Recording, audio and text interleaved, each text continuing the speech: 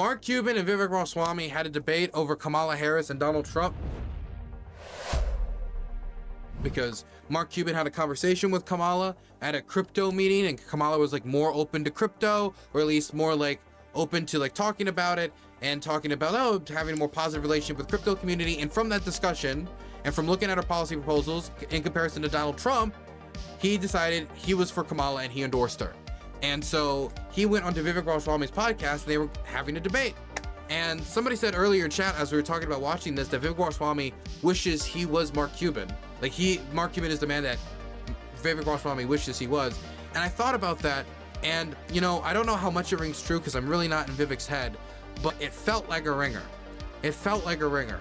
So when I heard about this debate, I wanted to watch it. And then when I saw the clips, I knew it was a ringer.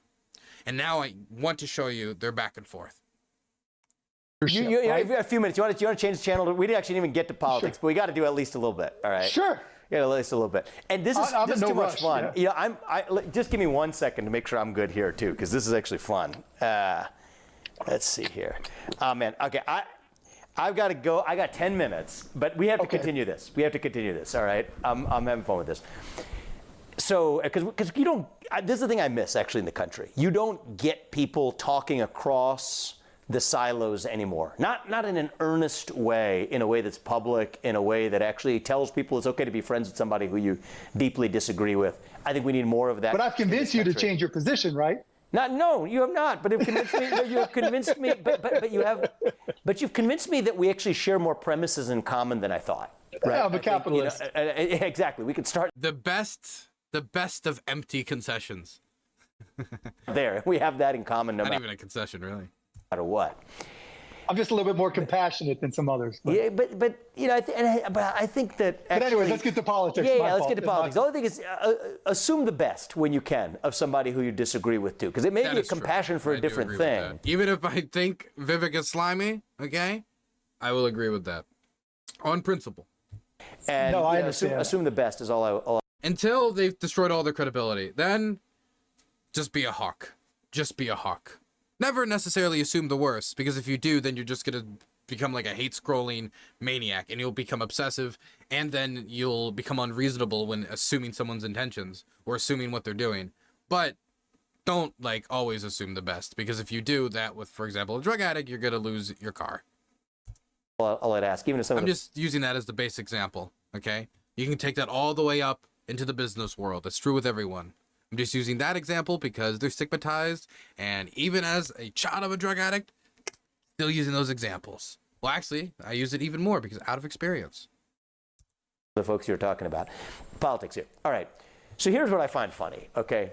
For years, and you consider yourself voting Democrat in recent years, or you're Democrat? No, I'm independent. I'm independent. Okay. And honestly, if there was a non-MAGA, when Biden was the candidate, if there was a non-MAGA Republican candidate, I probably would have voted for that person. So he said her, Nikki Haley.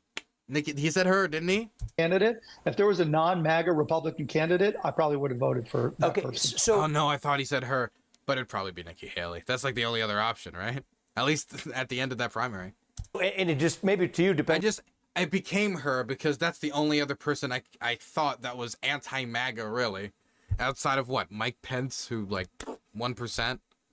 Chris Christie was never going to work.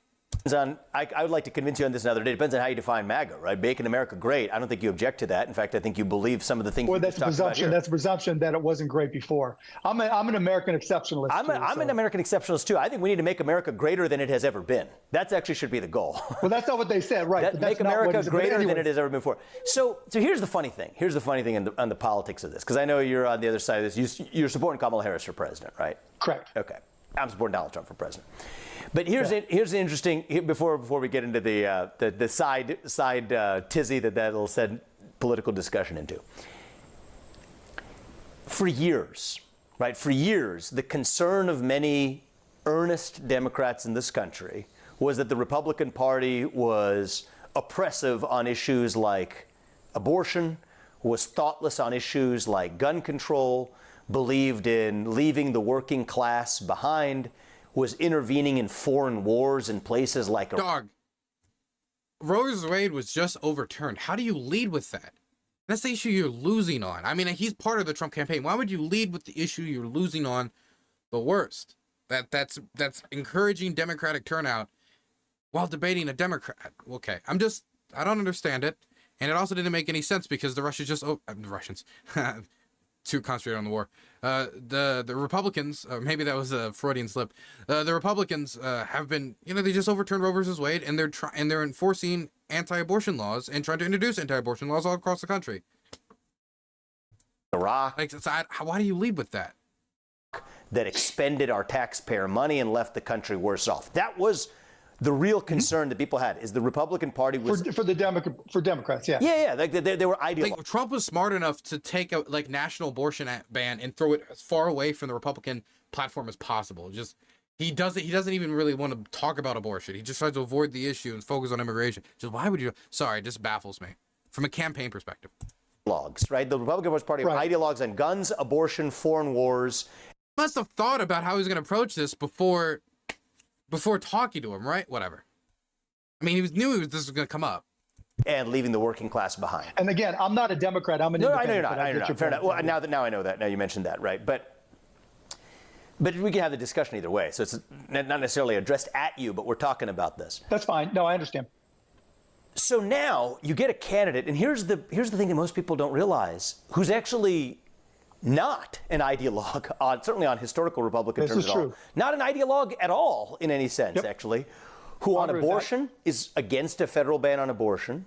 That is true, but it's still being enforced on the state level across the country.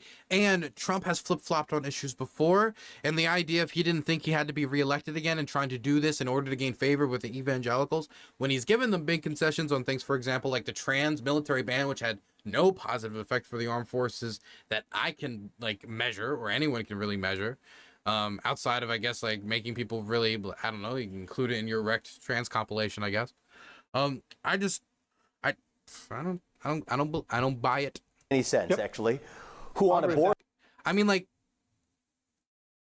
when you say he's not he's not ideological, to some extent, that's a good thing. Because it meant he's not really dedicated to being anti-gay or really dedicated to being anti-abortion. In some areas, he's not ideological. In a lot of areas, in fact. And he's just kind of looking for that populist momentum to throw around.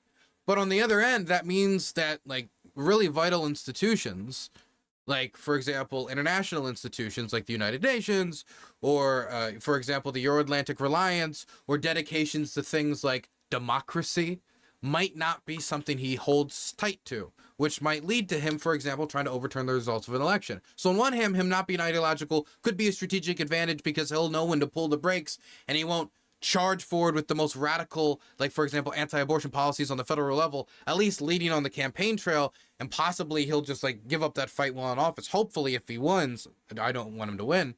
But on the other end of that means he doesn't hold a lot of the institutions that I think are important for the United States very dear, and that's something that concerns me. And that was why he felt comfortable going to Raffensperger, the Secretary of State of Georgia, and trying to intimidate him to overturn the election results, give him the exact number of votes on how to overturn it.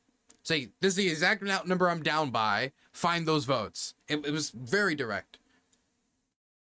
Abortion is against a federal ban on abortion, is a little bit more pragmatic, you could say, is in certain other issues. On gun control is softer than some Second Amendment advocates, even myself in many cases, would advocate for. You have a foreign policy. He was in favor of the bump stock ban is the most radical anti-gun thing he was in favor of. And I think he even regrets that. So, I mean, I don't know. That is against fighting pointless foreign wars or intervention, a Republican who's publicly against. Unless it's Israel and Gaza, or Israel and Iran, or Israel and any of their neighbors. That old Iraq war. And yet now the criticism. Just saying, electorally, he's dependent on it, and he has been in office one of the most diehards for them. So you cannot throw away, we don't want to be involved in world affairs, except for this one issue, for God. Don't throw that around. That's silly. That's silly. oh, I want to, like, I don't want to get into it right now. I was going to, about the evangelical vote, but I'm sick of people who are supporting the candidate that wants to send aid to Israel, the country that's, I think, received $200 billion in foreign aid from the United States over the last like 30 or 40, 50 years or so. A ton of aid, one of our biggest foreign aid recipients, and is then going to say, oh, we're against foreign interventionism. No, don't say that. That's silly. And they're not the only country that Trump sent aid to, foreign aid to either. I don't know if you remember this. Trump sent foreign aid to Ukraine originally. Well, sent it after unconstitutionally blocking it, after trying to get favors, political favors, from Vladimir Zelensky on dirt on his opponent. I mean, he couldn't even veto it. It was a veto-proof majority, but he did it anyway. The criticism of that candidate is that, oh, he's not principled enough, right? So from the Democrats. Well, yeah, but let's talk about that. No. You're right? mixing the principle that people are talking about. It's ethics. The man told Mike Pence not to certify the election. The man called the Vivek, I don't know if Vivek is, I've never watched Vivek's show like this. So do you guys imagine that Vivek is gonna be a listener or a talker, if you get my drift? Is he gonna let Mark Cuban finish, or how quick is he gonna jump? I honestly I don't know. I give 30-40. The man told Mike Pence not to certify the election. The man called the Secretary of State, or was it governor? I forget, and asked for 11,072 votes. The man has stolen from more hardworking Americans. You were against Trump. 13 seconds. 13 seconds. I said 30-40. 13 seconds. Congratulations, Vivek. You've changed it, not at all. Trump in 2016, though. You were against Trump in 2016. Right, but he was unethical then, and he's still unethical. And in 20, right. That's right, but that's the whole point. I actually started off supporting Donald, and then I got to know him better. When did you support him? Like 2015, I was like, he's great. He's he's not a typical Stepford candidate. I thought that was a positive. I would think that's a positive, right? A business guy who's pretty practical. But then I got to know not him. Ideological. A big part of that is I didn't think he didn't get to get into any of the details. I mean, come on, you got to like opine freely and whatever. Had a chance. We'll just keep going. I don't want to watch this all day. And so I just wanted to kind of screw things up in traditional politics that I'm not a fan of. Okay, but the bigger supportive. Okay, that's kind of funny. Right. But the bigger point is Trump University, Trump Soho, stole $4 million from a friend of mine. See, now we've moved off of him trying to overturn the results of the election, now off to his criminal activity before he was president of the United States, scamming people. And that lack of integrity and being like, oh, look at his business record. He's an outsider. Oh, wait, let's re-examine his business record. Like, I will say, like, this isn't like a terrible avenue of attack. I don't think it's like particularly the strongest. Even there is dirt there. I just don't think it's the largest dirt mound available. But see how the topic, like, they able to pivot so quickly from that just 13 seconds into it, because he was talking about vote totals. He was quoting him. He knew his stuff. Mark Cuban is an educated man, which is not that surprising. Had to sue to get it back. Mike Pence. He's not some like 19-year-old college student trying to like wreck Ben Shapiro. 40 out of 44 people. Just take a look at the 4 years, because each of these are just going to be separate sort of personal attack rabbit holes. Look at the country in those 4 years. No, personal attack rabbit holes. Personal attack? How do you say like criminal activity is personal attack? Scamming is personal attack? Trying to overturn the results of the election is personal attack?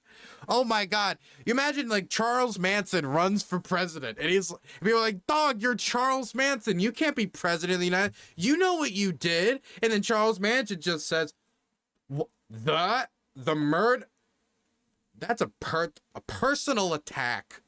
How dare you, good sir? Please stick to the policy. Like, yeah, there's a question like, if he was willing to scam people who put that trust in him, why wouldn't he be willing to graft from the United States? Why wouldn't he be willing to try to benefit himself and his family? Like, for example, the billions of dollars his son-in-law, Jared Kushner, has gotten from the Saudis after doing deals from him in the Middle East. Why?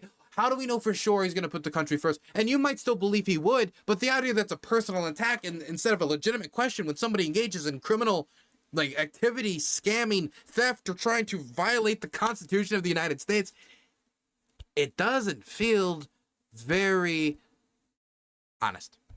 There are legitimate things that actually happen. So do you think the country, do you think the economy prospered and border crossing issues were far better under Donald Trump under those 4 years?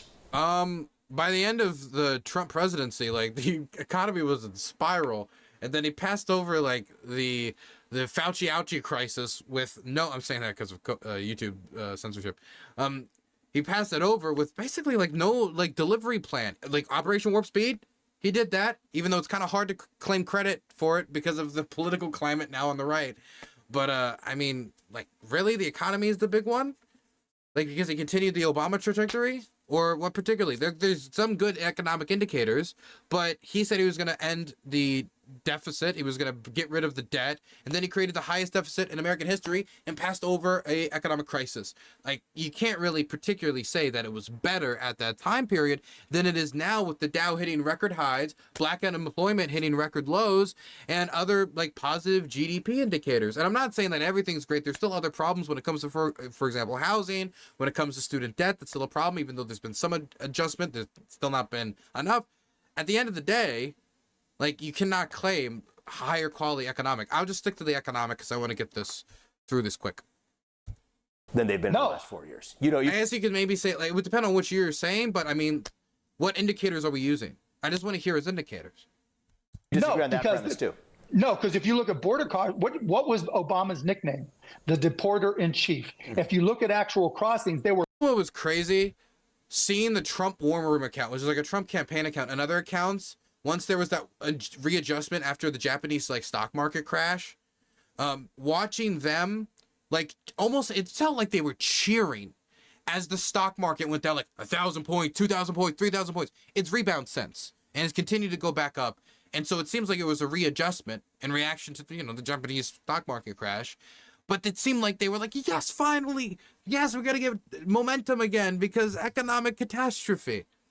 And it reminded me, even though, of course, the Trump War Room isn't Trump directly, of Donald Trump's sinking of the immigration deal that James Lankford negotiated, even though it would have lowered the crossings that he was complaining about, even if it wasn't a perfect deal. And then the basic open admission that it was because they didn't want the Democrats to solve the issue before the election, because it was a big issue they were running on. It reminded me of that. Then they've been in the last 4 years. You disagree on that premise too? No, because if you look at border crossings, what was Obama's nickname? The deporter in chief. If you look at actual crossings, they were lower under Obama, and when Obama came in, they were higher, and he continued to lower them until the last couple months. On the economy, Obama took a fucked up economy and improved it, and Trump inherited that, right? I only really see the left go after the deporter-in-chief thing as like Obama was really bad as immigration. Maybe it's because of a lot of the circles I walk in, but I've never seen it retrofitted to be like, what do you mean? He was the deporter-in-chief. Maybe Mark Cuban heard deporter-in-chief and was like, like maybe that would work for, maybe that would work from a left-wing angle for some left-wingers thinking like, oh, maybe not all those people should have been deported. But if you're, for example, somebody who's holding up one of those mass deportation now signs, why would that be a negative to you? But I have never really thought about I've never seen someone retrofit it into an angle of attack like this before. And actually, inflation grew by 25% under Trump over Obama. And what was the third one?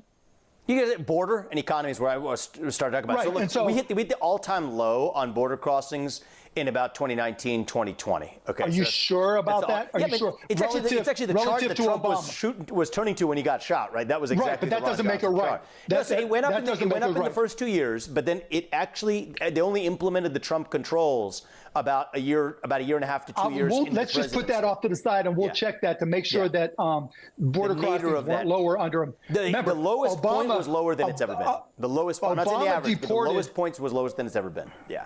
Okay, we'll check. But Obama deported a multiple of the number of illegals that Trump deported. Which you're in favor of, by the way? Are you in favor of deportation? I don't have a problem if they're here illegally. Just do it compassionately. Don't just stick them in a cage. But I have no problem with removing people who are here illegal, particularly recent. Because who knows the number, 10 million, 11 million, whatever it is. But you can't just all of a sudden, how you approach it is critical. And Trump is. I still can't believe we didn't needle the Dreamers into the Langford deal, and we were giving them so many concessions, and they still didn't take it. It's just so wild. Not said a word about it yet. We should have prioritized the Dreamers in negotiations more. At least we could have stood on principle at the end of those negotiations. We could have had some decent taste in our mouth.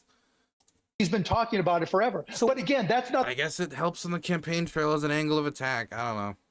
The core issue. You want to talk about. You want to talk about. That is a core issue. Crime and economy. I get that. But you know what? The one certainty about the office of the President of the United States is the complete uncertainty. That you have no idea what comes next. Would you agree with that? Yes.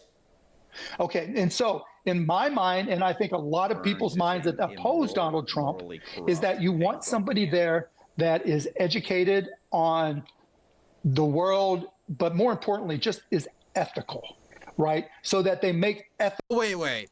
Okay, that's not fair of Mr. Cuban to assume Trump isn't educated.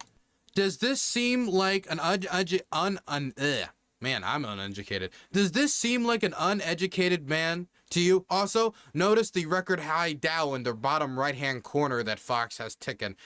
There was another clip online that showed that when Trump was saying the economy is gonna crash, they made the Dow ticker come down. They brought it down while he said that. I don't know if they timed it or just like funny coincidental timing, but it happened.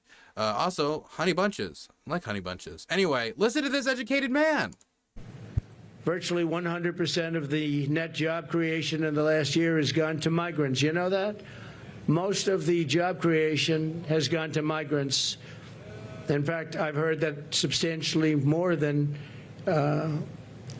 beyond the number of 100%. It's a much higher number than that, but the government hasn't caught up with that yet. But they found a secret number higher than 100%. They found it. They've heard of it's secret in the science community. Only the president knows about it. Only the president knows about the secret 101%. Beyond 100%. Oh my God. Hey, Westside Tyler, thank you for the raid. I appreciate it. We're just listening to this educated man, Trump, talk about how scientists found some new numbers beyond 100%. He's a very, very smart man. Vivek and Mark Cuban are debating. Ethical decisions. You want somebody when there is no precedent, it's never happened before. You want somebody that has hired not people who are most loyal like Tony Soprano might have done, but hired the very best people. And mind you, right? Even if like JD Vance doesn't make any sense, even from like, if you believe like, wait, JD Vance, because you can't say his political experience and his legislating expertise or his ability to like help Trump manage like negotiations. He has no qualities in this because he's been in the Senate for 2 years because he just beat Tim Ryan just 2 years ago. And before that, he was working in the private sector. And I don't think that what the Donald Trump campaign needs is just more businessmen. As much as people talk about, oh, businessmen running the country, there are some skills that businessmen can provide, but running a business and running the country isn't the same thing. There's different incentives in running a country. The main incentive in running a country isn't just profit. It's about the welfare of your people. And while that might be in the interest of some companies, it's not in the interest of all companies. And Trump has certainly not always put his workers first when it came to putting the welfare of his workers in comparison to his company. So his profit, his bottom dollar, when he was engaging in things like wage theft. And so, like, I do not think that this man who was already not a terribly ethical businessman needs another businessman when he needs a legislating expert. He needed somebody that could somewhat moderate him. Nikki Haley may have been a strategic choice, but he made a bold choice. He made a choice recommended to him by his sons, Eric, and the other one, the Tweedledee and Tweedledum. And he saw that JD Vance, if anything, as Mark Cuban is pointing out, is loyal. He went on national TV and said he would overturn the results of the election for Donald Trump instead of in replacement of Mike Pence, who stood up and said, no, that's not constitutionally mandated. So if anything, JD Vance is loyal, and he's so unpopular that his only ability to get to this level of a power and authority, if you can, call the vice president power authority, I would say it is when the president is 78 years old and the oldest nominee for the country, which also makes Vance's inexperience and also just terrible ideas and policies, in my opinion, of course, that much more concerning, because the odds of him actually rising is more likely, making the pick all that less strategic and well-minded. And those people want to stay and work for him, not that they're loyal. You want somebody whose first inclination is not to do what's in their own best personal interest. So right? Can I just say, you can't deny that's Donald Trump. I'm reluctant to get into, because I'm not a particularly partisan hack type Republican versus Democrat person. This has nothing to do with partisan. And so not I'm at also all, Vivek. Your credibility is known across the land. They call him Vivek the Verifiable. Critical of the Republican Party. Remember when he was so unpartisan and such not a hack that when he saw just like a Twitter video saying that the Ukrainians smuggled weapons into Mexico to sell American weapons to the cartel because he misidentified a javelin on the back of a cartel member? Remember that the unhackery and the verification he engaged in as a brave truth seeker against the mainstream media lies? I just don't take him. I tell that story all the time, but it just baffles me to this day. How do you see that Alex Jones level conspiracy? And then, I mean, imagine I said, hey, American tanks are in Iraq.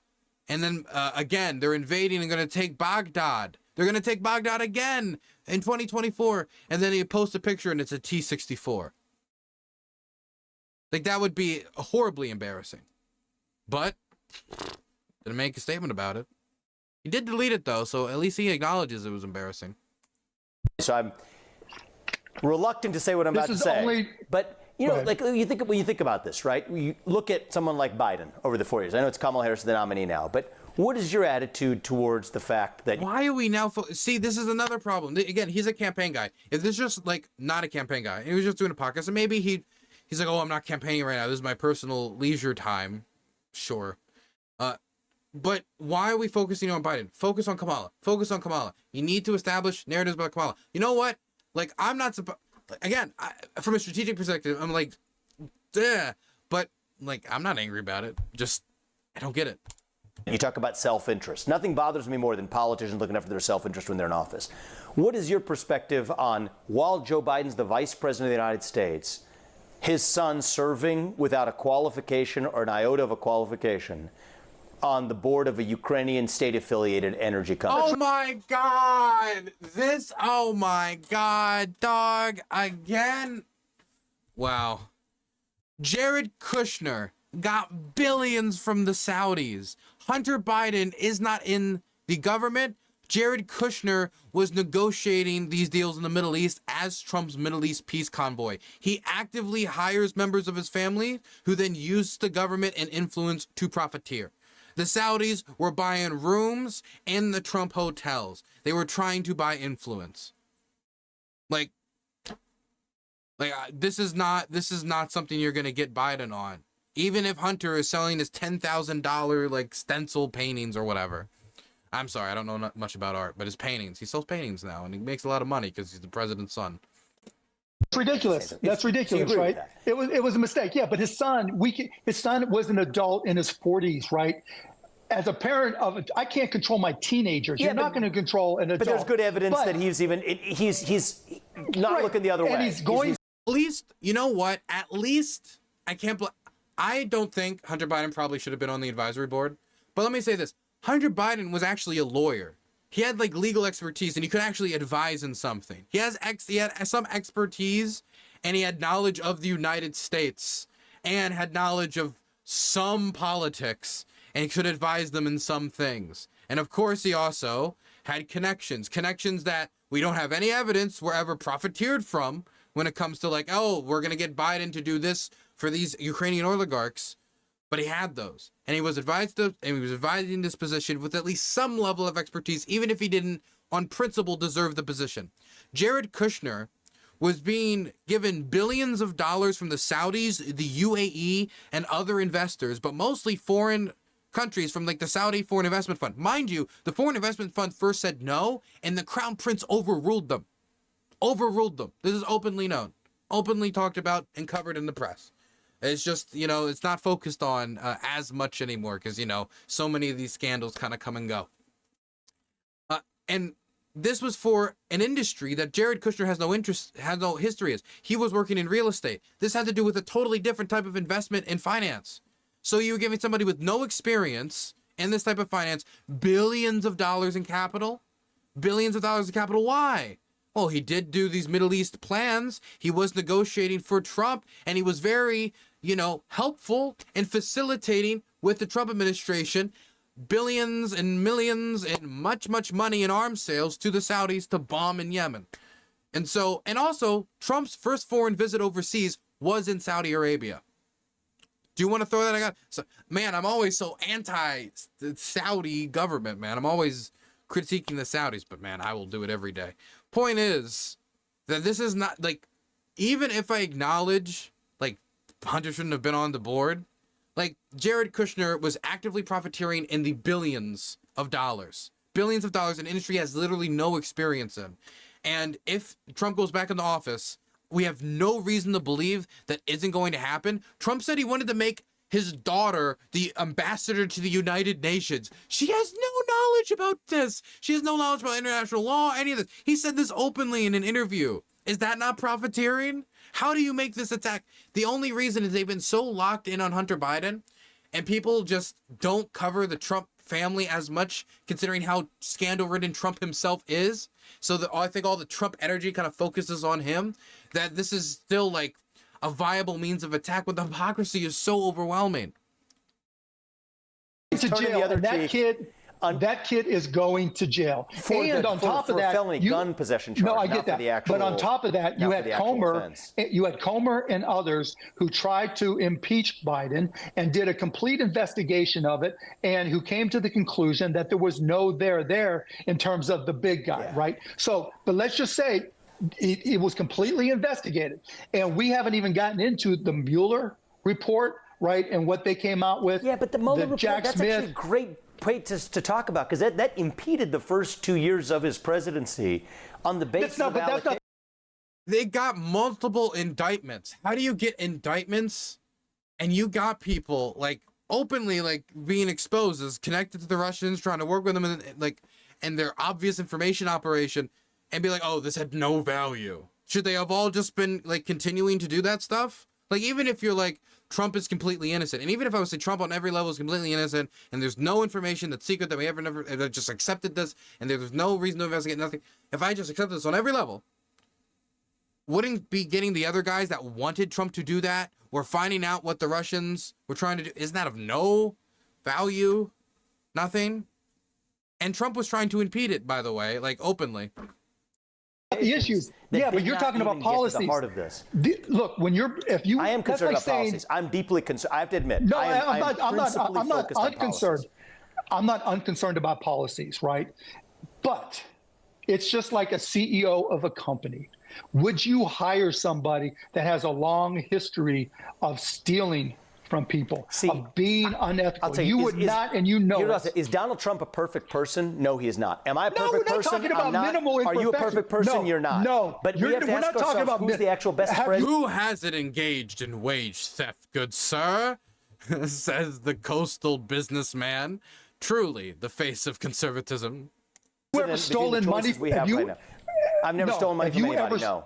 Either have I. Right? Have you ever had a company? I have no evidence to say that Donald Trump has either. Oh, I do for sure. Ask Barbara Corcoran, right?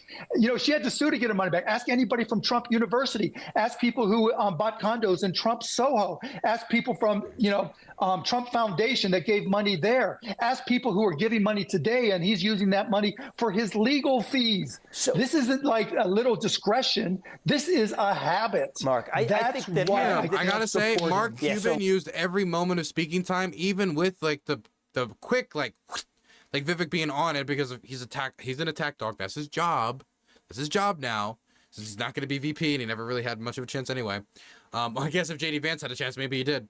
Point is, though, he's the attack dog, so he gets on him on 13 seconds in. But Mark Cuban's using every second he has, I think, pretty effectively. But look, I think that's less about politics and more about maybe like a criticism of one man.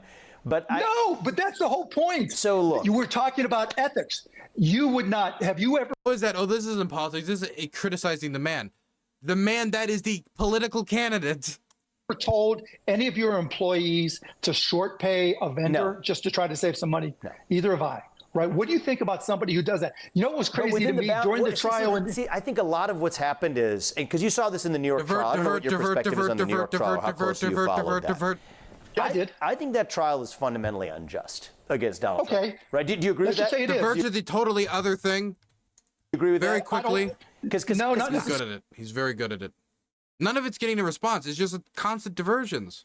Fairly, because I think if you're in the position where if you say a prosecutor comes for you, right? Because isn't the point of a podcast to like talk to a person, get their perspective, but you're not engaging with their perspective. He says his perspective. He makes a point. Vivek doesn't know how to respond to the point, so just moves on to a different talking point. It's like he's trying to go down a dialogue tree, but he like plants the seed. Mark Cuban comes over, like digs it out and says, no, the seed, here's my seed. Here's my seed. And he moves to another seed and plants, and there's no smooth back and forth. You're a business guy, you can empathize with this, right? If you're running a company. I've had the SEC come after me, so I get it. But let's say you get I understand they only have 15 minutes, but I'd rather them hit like 2 issues really hard or 3 issues really hard than just jump around like sporadically. Let's say you have a lawyer's bill that comes in and you classify it as a legal expense. All right, but part of this was you were paying off hush money to Stormy Daniels. And the government's theory of the case is no, you should have classified that as a campaign expenditure. Think about this. If you had to classify that as a campaign expenditure, had he said that's a campaign expense, so he uses the campaign account to be able to pay hush money. Mind you, Donald Trump said it was to cover up the fact that he had sex with this woman while pregnant. While pregnant, he had sex. Trump was pregnant. No, while his wife was pregnant with his son Barron, and running as the evangelical candidate with their support. Yeah. He felt politically vulnerable. As part of the reason Mike Pence got the VP pick was because they wanted to win over that community, considering Trump's record, even though Trump has done very well with them. But is that not campaign expense? It's for the campaign. There's a reason it won in court. The argument is there. To Stormy Daniels, they should be and would be coming after him for that, right? Because you shouldn't use political campaign. But that's what he did. Which is what he did. He didn't use the campaign money. He used the whole government's whole theory is he should have been using the campaign money. He used personal money for it. So my point is, in a lot of these cases, they were going to get him either way, right? Okay, so first of all, Hillary Clinton did something. And I just worry a lot of this has created distortion. My guy here is giving us like signs. We got to. No, I'm going. Well, the sign. He was given the signs. He was given the signs. His guy. Magazine interview. This is fun. If you're down for doing this again and continuing, I would love it. Hey, do you know? Sure. This is random. Do you know Reid Hoffman or not? Not really. Barely. A couple emails. I actually was interested in getting, because he also seems like a guy who. More than you. I would really disagree with him, but he also seems like a smart guy, and he's come up a couple of times recently. So he's a smart guy.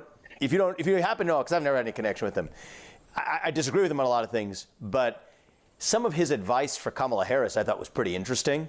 If his advice to her, as I was reading publicly, because I was fascinated by this, is fire Lena Khan and distance yourself from what he calls the Trump-Biden tariffs. Mm-hmm.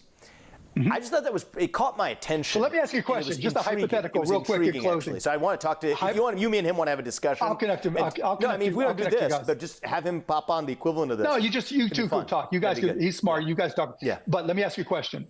If, you've seen what's happened with the border crossings recently. He's not letting go. Cubans in attack mode. Grab him. Right, they've dropped dramatically. She said she would sign the bill that.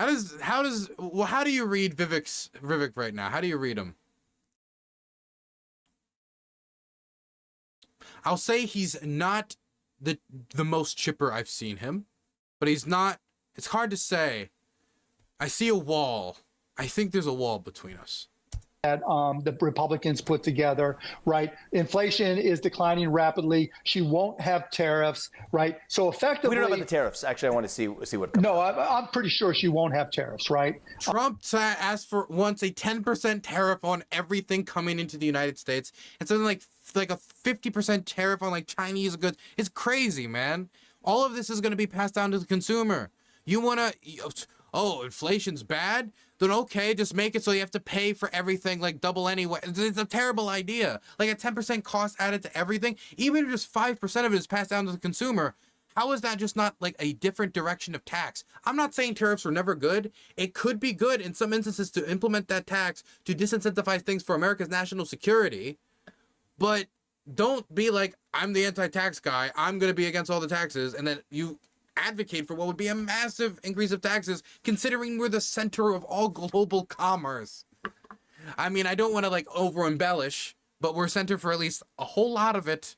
Global reserve currency, kind of important for global trade, and then everything passing through. Really? And what about the stuff that enters the United States, get refitted, and then exits the United States? What's going to happen for those things? How's it going to affect? Whatever. Continuing. It depends on which kind of tariffs. Anyways, so what I'm about to say is, if she checked all your policy boxes, would you vote for her over Trump? Well, she doesn't check. I mean, she's dead set. I'm just saying, because she hasn't come out. It's only been 2 weeks. Yeah, but I'll tell you this. It's a hypothetical. I'm going to vote for the candidate who I believe has the best policies for the United States of America and who has some basis to carry them out. In my mind, that's exactly why I'm voting for Trump. That's exactly why I'm voting for Trump. I mean, again, so if somebody and Trump and I don't agree on 100% of policies. I mean, I ran for president last year, for God's sake, right? And there's some areas where he and I have had open discussions where we have slightly different. Hey, IRI, thank you for the raid of 234 people. Look at all those people coming in here. Welcome, everybody. Welcome. We are watching Vivek Ramaswamy debate Mark Cuban, and Mark Cuban has decided he wanted to grill him today, and he did a great job, honestly. Because Vivek was quick. He was quick on it. 13 seconds into Mark Cuban talking about it, he jumped on him. But Mark was quicker. Mark was quicker on the draw. If this was like an old cowboy song, Mark Cuban would be the one riding into the sunset. And that's great. But again, let's just say that list of policies you have in your mind. I will vote for the candidate who I believe is committed to enacting the policies I agree with for the United States. Is committed to enacting, is what I will say. But the candidate who I believe is most committed to enacting the policies that I care about. And well, you know what's number one on the list for me is dismantling bureaucracy. Dismantling bureaucracy is so. Who do I think is more likely? If Kamala Harris comes out and says that she's going to fire 75% of federal bureaucrats, well, you're going to have to expand bureaucracy in order to do the mass deportations now thing. That's something he wants to do. Also, Trump doesn't necessarily want to dismantle a lot of the bureaucracy. I mean, if you believe anything in the Project 2025, it had any association with the Trump plan, considering there's a lot of people that overlap in the campaign, and considering, you know, that before he was very favorable, very positive towards the Heritage Foundation, which made the plan, or the fact that Donald Trump last time when he entered office didn't have people, and so he had to rely on other people to give him picks, and that's how he got people like John Bolton, etc. And this time, he has not prepared a transition team. He's prepared just a few big picks. And I can only imagine knowing like a bunch of like picks for the really top things like Secretary of State. He's not going to know all the bureaucrats down the line. And it's going to be groups like the Heritage Foundation that are going to be recommending him stuff. For him picking the rest of it. For picking the different bureaucrats. And their recommendation is what? It's not to abolish all these organizations necessarily. To just, you know, replace them with your own partisan bureaucrats. Instead of advocating for the departisanization or making it nonpartisan, however you want to call it. I said it a weird way the first time. Instead of advocating for that, they just want to make it more partisan just in their direction. And shut down. Nobody can do that. It's like the worst version of the bureaucracy. But you can't do that. She'd have my attention. She'd have my attention. You can't do that. You can't do that. You and I can disagree. But what you can do is use. And like there are some examples of them just wanting to abolish bureaucracy. For example, trying to get rid of Obamacare with no plan for a replacement, which is what killed their. If they had a replacement plan, John McCain probably would have voted for it, but they didn't, and so he didn't, and so we still have Obamacare. That's probably really all that stopped it, is the fact that just Trump didn't have a plan. So yeah, I guess in some instances he does just want to get rid of some bureaucracy. That's certainly true. use technology to make the government a lot more efficient. Sure, so add that in there too, to replace a lot of the excess. Government declines in size while improving the amount of impact it has for the people who need it most. They're not mutually exclusive, right? But you can't, there's no legal basis to fire 75% of any department, and you can't just throw all that. Mass firings are absolutely in just like a CEO. So all of you IRI people, you can hit that follow button right now. Yeah, I do good updates on the war in Ukraine. Okay, that's kind of a main thing. It's almost my only thing. Gotta diversify. Well, even if you do. Oh, man, we're having too much fun. Anyway, we'll do this another time. All right, man. We'll talk soon. Appreciate it. Thank you, brother. Thanks, Vivek. It was a lot of fun. Take care, buddy. Thank you. A lot of fun. It was. It was a lot of fun. I didn't know Mark Cuban was like that. Sharp. Got in there like a fencer. I hope you're all so excited like me.